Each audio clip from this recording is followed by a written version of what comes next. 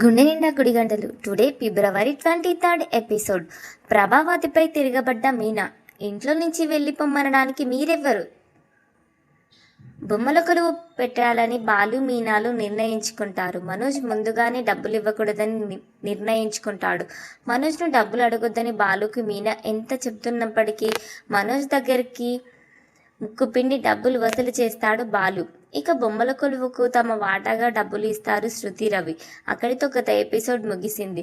ఇక ఈరోజు రాత్రి ప్రసారం కాబోయే ఎపిసోడ్లో ఏం జరిగిందంటే, మీనా బొమ్మల కొలువు ఏర్పాటు చేస్తుంది. అంతలో బాలు కొన్ని బొమ్మలు పట్టుకుని లోపలికి వచ్చాడు. అప్పుడే అక్కడికి ప్రభావతి ఎంట్రీ ఇచ్చింది. ఏంటి మీనా ఈ రచ్చ? ఇంట్లో అడుగు పెట్టడమే కష్టంగా ఉంది, మళ్ళీ ఈ బొమ్మల ప్రదర్శన ఒకటి అవసరమా? ఇవన్నీ ఎవరికి కావాలి అని ప్రభావతి అడుగుతుంది. అత్తయ్య, ఇది కేవలం బొమ్మల ప్రదర్శన కాదు, మన సాంప్రదాయం. ఇంట్లో లక్ష్మికళ ఉంటుందని మీనా సమాధానం ఇస్తుంది. ఏ మీనా, ఇవి సరిపోతాయా? ఇంకా ఏమైనా కావాలా చెప్పు, మార్కెట్ నుండి తెచ్చిస్తా అని బాలు అంటాడు. ఇవి చాలవని ఇంకా కావాలని అంటుంది మీనా.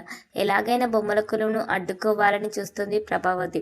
చూడు బాలు, వీధిలో పూల కొట్టు పెట్టి పరువు తీస్తుంది చాలక ఇప్పుడు ఈ బొమ్మల గొడవ ఒకటి. అక్కడ నీ పెళ్ళాం చేసే రచ్చకు నా శిష్యులు భయపడిపోతున్నారు అని అంటుంది ప్రభావతి.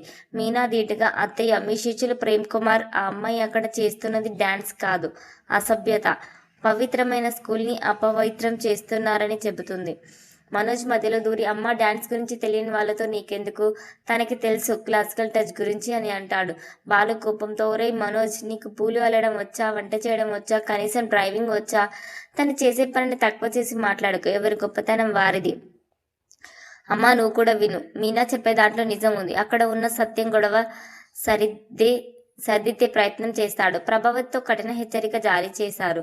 ప్రభావతి రేపు ఏదైనా తేడా జరిగితే బాధ్యత నీదే అనడంతో ప్రభావతి రగిలిపోతూ డాన్స్ స్కూల్కు వెళ్ళిపోతుంది. మీనా చెప్పినట్టుగానే తన శిష్యులు క్లోజ్గా మూవ్ అవుతూ కనిపిస్తారు. ముందు జాగ్రత్తగా తన శిష్యుల పట్ల కఠినంగా వ్యవహరించాలని నిర్ణయించుకొని ఆ ప్రేమ జంటను ఇకపై దూరంగా ఉండాలని హెచ్చరిస్తుంది. దీంతో తమ వ్యవహారం మాస్టర్కి తెలిసిపోయిందని ఆ జంట భయపడతారు.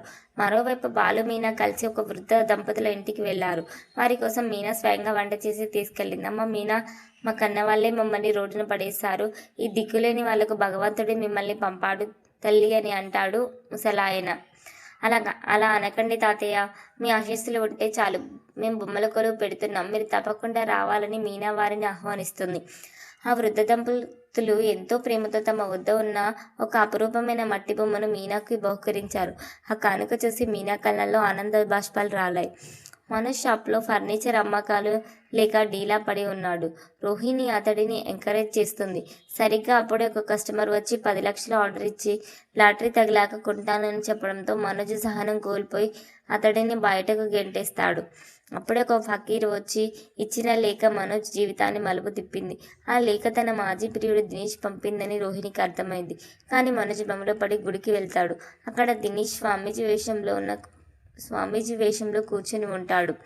మనోజ్, నీ భార్య పేరు కాతో మొదలవ్వాలి, కానీ ఇప్పుడు రో అని పిలుస్తున్నారు కదా. ఇదిగో ఈ లేఖ చూడు, నీ తమ్ముడు బాలు నీ నాశనం కోరుకుంటున్నాడు. ప్రభావతికి గుండెపోటు వస్తుందని, నువ్వు ఆత్మహత్య చేసుకుంటావని వాడు రాశాడని ఒక లెటర్ చూపిస్తాడు స్వామీజీ వేషంలో ఉన్న దినేష్. మనోజ్ ఆ మాటలు నమ్మి పిచ్చి కోపంతో ఇంటికి పరుగులు తీస్తాడు. మనోజ్ ఇంటికి వచ్చి బాలుపై నిందలు వేయడం మొదలుపెట్టాడు. అమ్మ చూడు, నీ గారాల కొడుకు బుద్ధి నాకు బెదిరింపు లెక్కలు రాస్తున్నాడు, నన్ను చావమ్మంటున్నాడని తల్లి ప్రభావతికి మనోజ్ ఫిర్యాదు చేస్తాడు. నాకు తెలిసిన వాడు ఎంత నీచానికి ఒడిగడతాడని. మీనా చూసావా, నీ మొగుడి ప్రతాపం అని అంటుంది ప్రభావతి. దానికి మీనా గట్టిగానే సమాధానం ఇచ్చింది. లేదు, నా భర్త అలాంటి వాడు కాదు. ఆయనకి ఏదైనా ఉంటే ముఖాముఖి తేల్చుకుంటాడు తప్ప ఇలాంటి దొంగచాట్లు పనులు చేయరని మనోజ్ కౌంటర్ ఇచ్చింది. అవును మనోజ్, బాలు బుద్ధి నాకు తెలుసు. నువ్వు ఎవరినో నమ్మి ఇంట్లో గొడవ చేయకని సత్యం అంటాడు. ఇక వాడిని వెనకేసుకొస్తారా? వాడి ఇంట్లో ఉండటానికి వీల్లేదు. మీనా, నువ్వు నీ మొగుడు ఇప్పుడే గెట్ అవుట్ అని ప్రభావతి అంటుంది. అయితే మీనా ప్రభావతికి ఊహించని షాక్ ఇస్తుంది. అత్తయ్య, ఈ ఇంటిపై మీకు ఎంత హక్కు ఉందో మీ అబ్బాయికి బాలుకి అంతే హక్కు ఉంది. మమ్మల్ని వెళ్ళిపోమని చెప్పే అధికారం ఎవరికి లేదు. నిజం తెలిసే వరకు మేము ఇక్కడే ఉంటామని ప్రభావతికి తేల్చి చెబుతుంది. మనోజ్ ఎగురుతుంటే బాలు ఓర్వలేక బెదిరింపు లేఖలు రాస్తున్నాడంటూ బాలుపై విరుచుకుపడుతుంది ప్రభావతి. వెంటనే బాలు ఇంటికి రావాలని ప్రభావతి మీనాకు చెప్తుంది. పరిస్థితి చేయి దాటిపోతుందని గమనించిన మీనా వెంటనే బాలుకి ఫోన్ చేస్తుంది. ఇంటి దగ్గర పరిస్థితి బాగాలేదు, మీరు వెంటనే రండి, కానీ జాగ్రత్తగా ఉండండి అని బాలుకి చెబుతుంది మీనా. అక్కడితో సోమవారం ఎపిసోడ్ ముగిసింది. ఈ ఉత్కంఠభరితమైన పోరాటంలో బాలు ఎలా స్పందిస్తాడు, రోహిణి దినేష్ ప్లాన్ను మీనా ఎలా తిప్పికొడుతుంది అనేది రేపటి ఎపిసోడ్లో కీలకంగా మారింది.